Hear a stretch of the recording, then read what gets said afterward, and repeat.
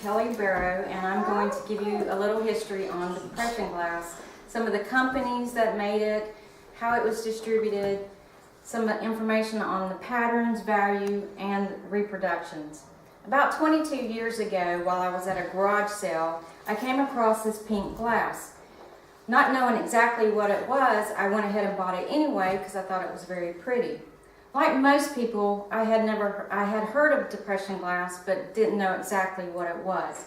So after doing some research, I discovered I did have depression glass, and I learned some of the history behind it.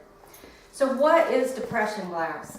This was glass that was manufactured after the crash of the stock market in 1929, which left the United States in a depression era. Thus, the glass became known as depression glass.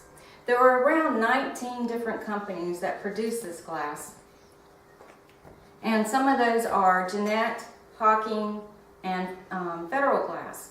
Hawking Glass was best known for its Fire King line in the 1940s, but Federal Glass was the most popular and most successful up until 1979 when it closed its doors. So you had all these companies producing this glass, and they needed to get it out to the public.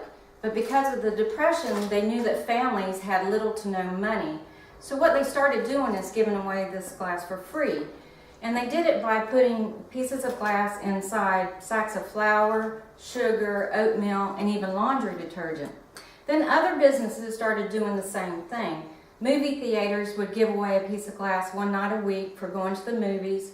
Gas stations would give away a piece of glass for buying something at their store, and even carnivals use this glass in some of their activities, like the penny toss. And if you won, you got a piece of this glass as a prize. Plus, it brought back some excitement in the families' lives, especially the women, when they tried to acquire additional pieces to complete a whole set.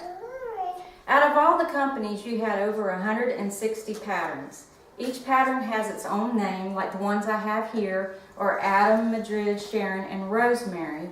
Each pattern, the majority of the patterns came in a floral print and a variety of colors, but your traditional colors were pink, green, yellow, and clear. During the 1960s, depression glass started becoming a collector's item, and the value of these pieces started rising. And they also started reproducing some of the pieces. For instance, the value of these, I have a 1930s copy of an advertisement of what a 45-piece set cost back then, and you could purchase that for as little as $2.75. If you were to get every piece in this dinner set today, it is valued at over $1,500. Some of the more expensive pieces are your oil lamps that were produced in these patterns. In the Adam pattern, the oil lamp is valued at over $2,500. So you can see how over the years these pieces have just grown in value.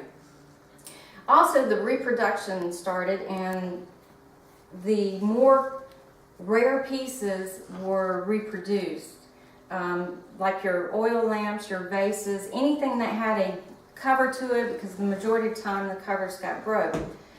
So some examples of those reproductions are in the Adam pattern. The sugar dish was reproduced, and here you can see the leaves in the center are going north, south, east, and west. In the butter dish, those leaves are angled at a northeast angle. So that's one sign. Also in the Madrid pattern, the candlesticks were reproduced, and they were done in a dark yellow, almost brown looking. And another way to tell if it's the original is you can run your finger on the inside of it, and if it's smooth, that's the original. If it has ridges, then that was a reproduction. So those are just a couple of signs of reproductions. But if you ever wanted to start investing in depression glass, you can either look on the internet, talk to an antique dealer, or you can buy one of the books I have here. Although the internet is free, I didn't find it as resourceful as the books are, because the books list every design that was done, what pieces were done in that design, and what colors they came in, the monetary value of each piece, and some signs of reproductions. So if you ever find some at an antique store and you wanted to purchase it, you know what the value of that actually is. So now you know a little history on depression glass. Some of the companies that did it, that made it, how it was distributed, some of the value patterns and signs of reproductions. But you also get a vision of how families coped with the depression years.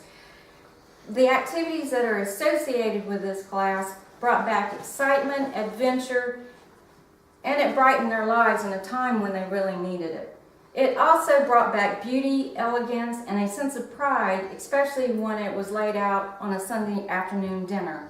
Again, thank you for your time and allowing me to speak to you today on depression glass.